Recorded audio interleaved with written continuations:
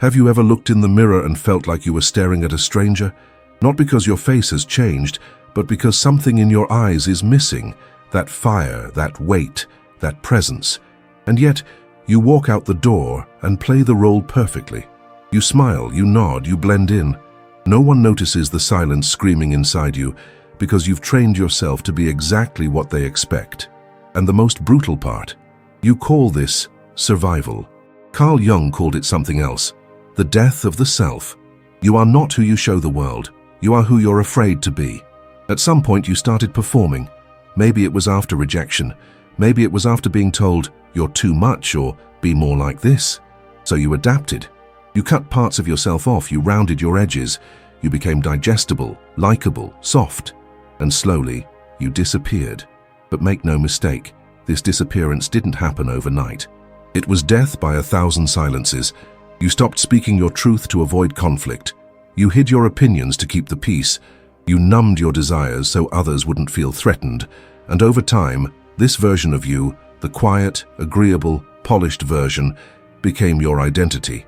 And now you suffer. Not because of what others do to you, but because of the war happening inside you. The part of you that wants to be free is fighting the part of you that just wants to be safe. And safety always wins. Until one day you realize that the safety you built is actually a prison. Carl Jung warned us, the persona is not the self. It's the mask we wear so that society accepts us. But when you wear it long enough, you forget it's a mask. You start to believe it's you. And the real you, the raw, unfiltered, instinctive you, gets buried, forgotten, silenced. But it doesn't die. It waits. It waits for the cracks to form. In your job, in your relationships, in your peace. It waits for the moment you break down and whisper to yourself, I can't do this anymore. That's when the real you starts clawing its way back. That's when you feel the tension, the confusion, the rage. Not because something is wrong with you, but because something false is falling apart. You call yourself kind, understanding, mature. But what if I told you those words are just a cover? What if you're not being kind? You're just terrified of being disliked. What if your empathy is actually self-erasure? What if your calmness is just the silence of someone who's been scared to speak for too long? Let me be clear, this isn't about blame, this is about awakening. You were taught that being good means being easy to handle, that love must be earned through sacrifice, that your needs are secondary, your emotions inconvenient, your truth is dangerous, and so you learn to survive by being what others needed. But now, you're exhausted, and that exhaustion is sacred. It's a sign that your soul is ready to rebel. It's ready to stop apologizing for existing. If this message hit something raw inside you, comment below, I choose truth over approval. And don't forget to subscribe. This is just the beginning of your awakening. Think about it. How often do you censor yourself before you speak? How many times have you smiled when you wanted to scream? How many people in your life actually know you? Not the polite version, not the filtered version, but the real, unedited, messy, honest you. You've lived so long trying to be what's right that you've forgotten what's real. Jung believed that healing starts when the unconscious becomes conscious. And right now, your unconscious is tired of being ignored. That knot in your stomach, that anxiety in social situations, that hollow feeling after being praised, those are symptoms of self-abandonment. You're starving for authenticity, but feeding yourself approval. And it's not working. It never will. Because no amount of praise will satisfy a soul that knows it's pretending. No relationship will feel safe while you're hiding. No success will feel fulfilling when you had to kill your truth to achieve it. The pain you feel is not a curse. It's a signal that your real self is knocking, and the longer you keep the door closed, the louder the suffering becomes. So let me ask you something most people are too afraid to ask. Who would you be if you weren't afraid? What truths would you speak? What parts of yourself would finally come alive? What relationships would fall apart? And which ones would finally begin? Because that's the real fear, isn't it? Not just being seen at, but being rejected for what's real. You think the pain will come from being honest, but the real pain is already here. It's in every moment you betray yourself to be acceptable. It's in every yes you say when your soul is screaming no. It's in every conversation where you nod politely while dying a little inside. And here's the paradox. The more you hide, the more alone you feel. The more you try to be who others want, the less they actually see you. You become surrounded by people who love your performance, and secretly you start to hate them for it, because deep down, you know, they don't know you. They never did. Carl Jung said, "The most terrifying thing is to accept oneself completely." And he was right. Because accepting yourself means dismantling the illusion. It means grieving the life you built on fear. It means standing in front of the world, raw, unfiltered, and risking everything for the truth. But here's what no one tells you. What you lose in comfort, you gain in power. Not power over others, power over yourself. Power to walk into a room and not shrink. Power to speak and not tremble. Power to say no, to walk away, to take up space without asking for permission. And that power is the beginning of freedom. In the next part, we'll dive deeper into the mask you wear every day, the false peace you call balance, and how it's slowly killing your connection to your real self. Because being calm on the outside while dying on the inside isn't maturity, it's emotional exile. And it's time to come home. You call it peace, you call it maturity, you call it being the bigger person. But if we were to strip away the words, all the nice, well-behaved justifications, what would be left is something far darker. You are slowly dying inside, and no one even knows. The truth is, the life you've built, quiet, calm, drama-free, is not peace. It's paralysis. It's a carefully constructed performance designed to avoid rejection, confrontation, or the terrifying reality of being misunderstood. And it's working. On the outside. To everyone else, you seem fine. You seem composed, stable, maybe even wise. But inside you're screaming. But it's a silent scream. The kind that doesn't draw attention. The kind that builds over time and becomes the background noise of your entire existence. That tension in your jaw, that weight in your chest, that strange emptiness that follows you even when life looks good on paper. That's not peace. That's repression. Carl Jung warned us that whatever is not brought to consciousness will return as fate. You think you're in control, but your emotional numbness is just a symptom of internal chaos you've refused to face. And the longer you ignore it, the louder it becomes. Not in volume, but in consequences. Think about it. How many moments have you allowed to pass without expressing how you truly felt? How many times have you said, "I'm fine," when you were anything but? How often do you keep your thoughts to yourself?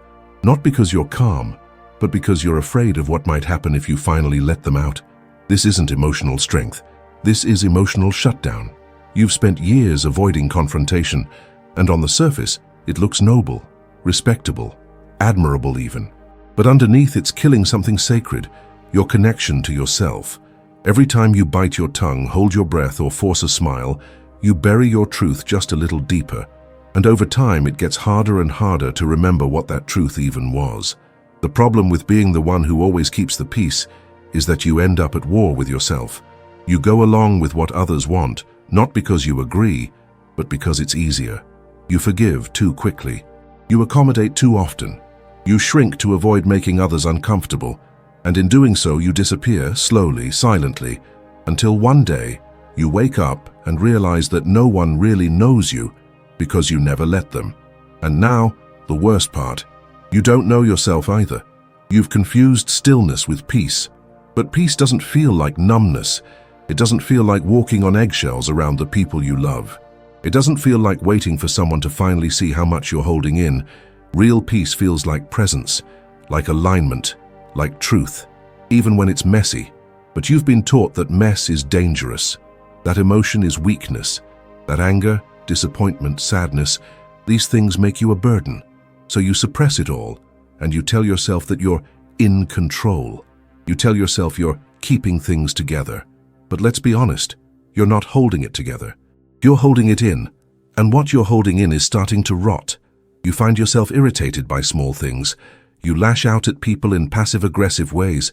You feel resentment toward those you love the most, not because they've changed, but because you've never told them how much you've compromised to keep them close.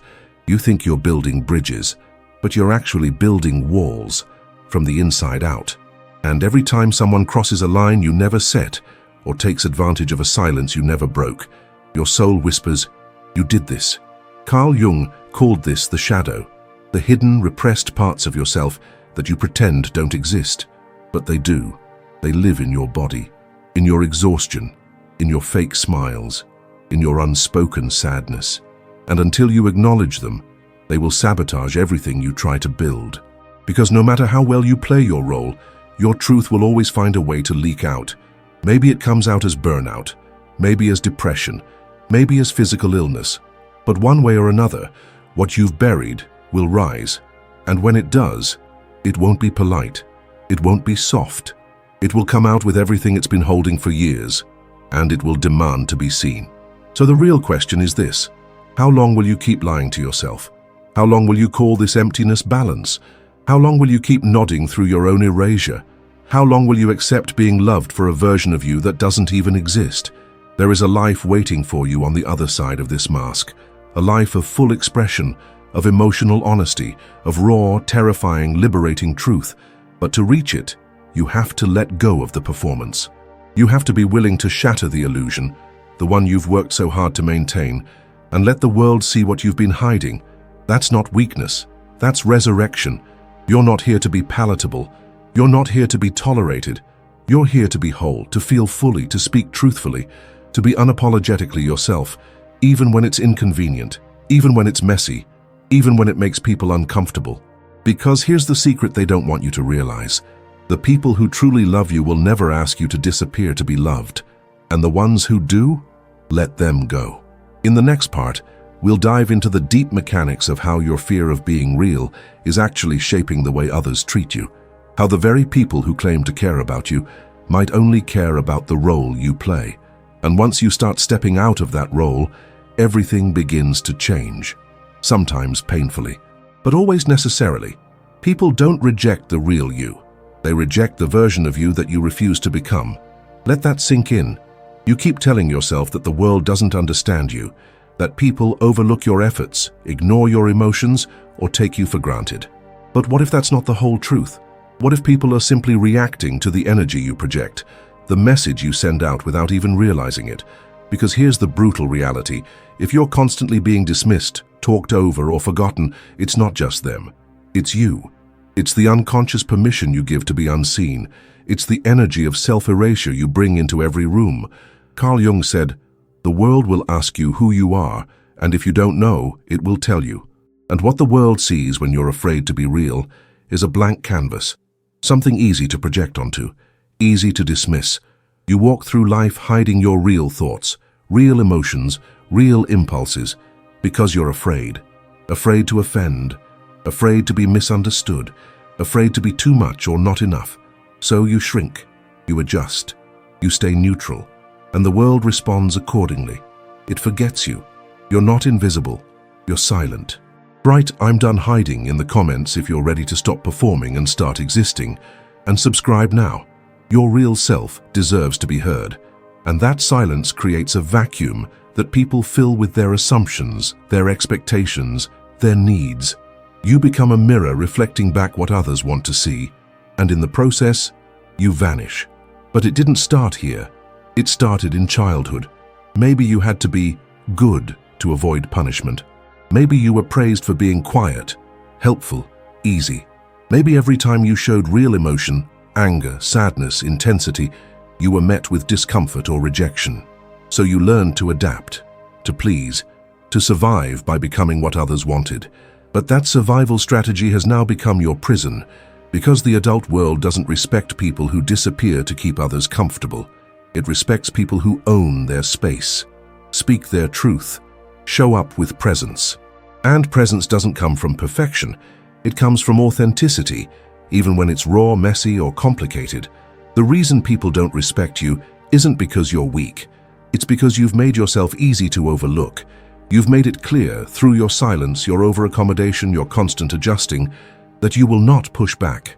You will not set boundaries. You will not make anyone uncomfortable. So they don't take you seriously. They don't consider your needs. They assume you're fine. They treat you like a tool, not a person, because that's how you've positioned yourself. Useful, predictable, safe. But useful is not lovable. Predictable is not respected. Safe is not seen. Carl Jung warned us that repressing our true self only leads to projection, from others and from within.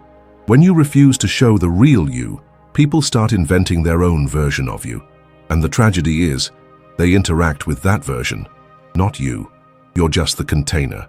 So you sit in relationships where people love the image, but not the soul, where they compliment the personality, but ignore the pain, where they expect the performance, but never ask about the person behind it. And you keep playing along, terrified that if you ever drop the act, they'd leave. But here's the twist. You don't have their love. You have their dependence, their convenience, their need for you to stay exactly where you are, quiet, agreeable, emotionally available, and easy to use. You wonder why they don't listen when you finally speak up. It's because you trained them not to. You wonder why they pull away when you try to set a boundary. It's because you never had any. You wonder why they act shocked when you say enough, because you never made it clear that you even had limits. So now, when you finally start stepping into who you really are, everything shakes. The ground shifts. People resist, not because you're wrong, but because your change threatens the entire dynamic. And that's a good thing, because the truth is, if your authenticity destroys a relationship, that relationship was never with you. It was with your mask. And you deserve more than that. You deserve to be seen without having to perform, to be heard without having to shout, to be loved without having to disappear. But this won't happen until you choose to show up. Until you stop apologizing for your needs, until you stop softening your truth, until you stop allowing people to walk through doors you never locked. The world cannot respect you more than you respect yourself, and self-respect begins with visibility, with clarity, with presence. You don't have to be loud, you don't have to be aggressive, you don't even have to explain yourself. You just have to stop hiding. People who are grounded in their truth don't demand respect. They command it. Not by shouting, but by simply existing in full alignment with who they are. They don't bend to be liked. They don't shrink to be chosen. They walk into a room, and you feel them, not because they're loud, but because they're real. That's the energy that changes everything. Carl Jung believed that individuation, the process of becoming your true self, was not just a personal journey, but a spiritual one. It's how you reclaim your power, how you stop being a puppet of social approval, how you rise from being a reflection of others to being a reflection of your own soul. And it begins the moment you say, "I'm not here to perform anymore." The people who truly matter will adapt. The ones who don't were never yours to begin with. In the next part, we'll go even deeper into the myth of emotional strength, how you've mistaken survival for power, and how real strength begins when you stop enduring and start expressing. Because the goal is not to survive your life in silence. The goal is to live it, fully, fiercely, unapologetically. You think you're being strong, you think you're being resilient, you think that holding it all in, staying calm, and never asking for too much is a sign of emotional maturity. But what if I told you? It's not strength, it's fear, it's survival. It's the armor you've been wearing for so long that you've started to believe it's your skin. Let's be honest, you're not strong. You're just afraid. Afraid of being seen as weak. Afraid of being abandoned. Afraid of disappointing people. So you overcompensate. You become the one who never complains, who handles everything, who's always okay. But beneath that illusion of strength is a person who's carrying more than anyone knows, and who doesn't even feel allowed to fall apart. Carl Jung once said that what you resist not only persists, but grows in size. And you've been resisting your truth for years. You've been swallowing emotions, minimizing your needs, laughing off pain, and calling that being a good person. But it's not. It's emotional suffocation. Real strength is not the absence of emotion. It's not being unshaken. Real strength is presence. It's being able to feel your fear and still show up. It's letting people see you, even when you're unsure, even when you're hurting, even when you're not performing at your best. But the problem is, you were trained otherwise. You were raised to believe that to be loved, you must be useful, that your worth is tied to how much you can endure, that emotions are weakness, that silence is noble, and that asking for help is shameful. So now, every time you break down alone in your room, you feel like a failure. But you're not failing, you're unraveling, and that unraveling is sacred. You've been taught to wear your emotional endurance like a badge of honor. But endurance isn't always strength. Sometimes it's just a slow collapse in disguise. How many times have you told yourself, "I just need to get through this," without ever questioning why you're always having to get through things? How many times have you said, "I'm fine," when your body was trembling, your chest was tight, and your mind was begging for rest? You call that resilience. But let me tell you what it really is. Neglect. Emotional neglect. From yourself to yourself. You've abandoned your own heart in the name of stability. You've silenced your needs in the name of being low maintenance. You've avoided asking for anything in the hope that no one would have a reason to leave you. And now you wonder why your relationships feel one-sided, why no one checks in on you, why people assume you're unshakable. It's because you trained them to. You taught people that you don't need anything, that you don't break, that you don't cry. So they stopped seeing your humanity, and you stopped showing it. But here's the truth. Every time you suppress your pain to keep the peace, you're not being strong, you're disappearing. And every time you disappear, you create a deeper hole inside yourself, a space that fills with resentment, with fatigue, with loneliness, until one day the collapse comes, quietly, invisibly, completely. You're not tired because you do too much. You're tired because you feel too little of what you actually need. You're exhausted because you've spent years tending to others while abandoning yourself. And that's not resilience. That's emotional martyrdom. Carl Jung spoke often about individuation, the process of becoming whole. And becoming whole doesn't mean being unbreakable. It means allowing all your parts to exist.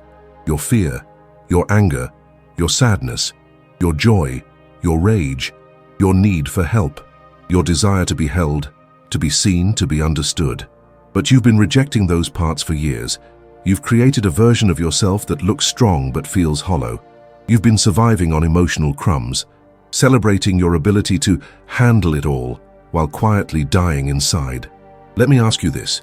When was the last time you allowed yourself to be held, not for comfort but for truth? When was the last time you cried without apology? When was the last time you told someone, "I'm not okay, and I need you to hear me"? You don't even know how to ask for support anymore, do you? Because somewhere along the line you learned that asking makes you vulnerable, and vulnerability in your mind is a threat, a weakness, an opening that someone could use against you. But Carl Jung would say otherwise. He would say that the moment you embrace the part of you that you're most ashamed of, that is the moment you become whole again. So what's the part of you that you're afraid to show? Comment, "No more masks," if you're reclaiming your voice today, and hit that subscribe button. This channel is for the version of you that's finally waking up. Is it the needy one, the emotional one, the one that feels insecure, jealous, confused, angry? That part, the one you hide, is the key. Not the enemy, not the flaw, the key. Because the real danger isn't in showing too much of yourself. The real danger is dying unknown, even to yourself. So stop calling it strength when what you're doing is shrinking. Stop calling it maturity when it's really self-erasure. Stop clinging to the illusion that your ability to suffer in silence somehow makes you more valuable. It doesn't. What makes you valuable is your wholeness, your honesty, your ability to feel it all and still choose to keep going, not as a hero, but as a human. In the next part, we're going to face the moment of rupture, the breaking point where everything you've been holding in begins to rise. We'll explore what happens when you stop enduring, stop hiding, and finally begin to show up for yourself, even if that means being misunderstood, rejected, or standing completely alone. Because that's when your real life begins. You've been waiting for the pain to stop. You've been hoping that one day the weight on your chest will lift, the silence in your soul will quiet, and the ache of being unseen will disappear. But here's the truth. The pain won't stop until you stop running from who you really are. There's a reason you feel empty. There's a reason you feel disconnected, even when surrounded by people. There's a reason your peace feels fake and your strength feels forced. You've been living your life as a version of yourself that was built for survival, not for truth. A version designed to fit in, not to be free. And that version is killing you. Not in a dramatic way, but slowly, quietly. Through every "I'm fine" that isn't fine. Through every smile that hides the scream. Through every moment where you choose to be what they need instead of who you are. But here's what they don't tell you. The pain of being rejected for your truth is far lighter than the pain of being loved for your performance. Carl Jung said, "The privilege of a lifetime is to become who you truly are." But no one warns you about the price of that privilege. It means breaking your own illusions. It means stepping out of the safety of being liked and stepping into the risk of being real. It means letting go of everything and everyone that only loved the mask. And that's terrifying, Because once you start saying no, people leave. Once you stop playing the role, people get uncomfortable. Once you show up as yourself, not everyone claps. Some stay silent, some disappear, some turn cold. But listen closely. That is not failure. That is the beginning of freedom. Because every time you choose authenticity over approval, the pain gets lighter. The silence becomes peaceful instead of suffocating. The relationships that fall away make room for ones that are real. You stop chasing love, and love begins to find you in your truth. But to get there, you must pass through the rupture, the moment when you stop explaining yourself, the moment when you stop rescuing everyone else and finally rescue yourself, the moment when you choose to disappoint others before you betray yourself again. That's where the healing begins. Not when you're understood, but when you're willing to be misunderstood. When you stop performing and start existing. When you walk away from being good and start being whole. And yes, it will hurt. You'll feel alone, you'll doubt yourself. You'll question if you've made a mistake. But that space, that loneliness, that stillness, it's not emptiness. It's the silence that comes just before something real is born. You're not broken. You're just buried. Under years of conditioning. Under years of pretending. Under years of being everything for everyone but yourself. But now, finally, the real you is emerging. Not the soft-spoken, agreeable version that plays nice to avoid conflict. Not the emotionally numb caretaker who calls exhaustion love. Not the invisible performer who adjusts to every room they walk into. No, the you that is raw. Present, grounded, wild, deep. The one that says no without guilt. The one that feels everything and hides nothing. The one that speaks, even if their voice shakes. The one that finally understands. I never needed to be more. I only needed to stop being less. You've lived your whole life believing that being easy to love meant being easy to handle. That's a lie. Real love doesn't require you to be small. It doesn't demand silence. It doesn't reward invisibility. It meets you at your depth. And if they can't meet you there, they don't belong there. You are not too much. You are not too complicated. You are not wrong for feeling deeply, speaking strongly, needing space, demanding truth. You're just no longer willing to be a diluted version of yourself to make others comfortable. That's not rebellion. That's resurrection. Carl Jung understood this transformation as individuation, the sacred process of becoming whole. Not perfect, not likable, whole. Integrated, alive. He taught that suffering doesn't destroy us and it awakens us, and that the pain we feel when we finally confront ourselves is the doorway to our real life. So if you're still here, if you've walked with me through every word, every wound, every truth, then know this: you're not alone. You're not crazy. You're not weak. You're just done. Done pretending. Done pleasing. Done hiding. And that is powerful. Now, I want you to write it below. Declare it. Claim it. Comment. I choose truth over approval. Let this be the moment where you stop waiting for the world to validate your existence and start living it without apology. Thank you for walking through this with me. Thank you for having the courage to feel what most people are too scared to admit. And thank you for showing up for yourself finally. This may be the end of this video, but it's the beginning of something much greater. Your real life, your whole self, and your place in this world. Not as someone trying to be chosen, but as someone who knows they were never meant to be anything less than fully, unapologetically real.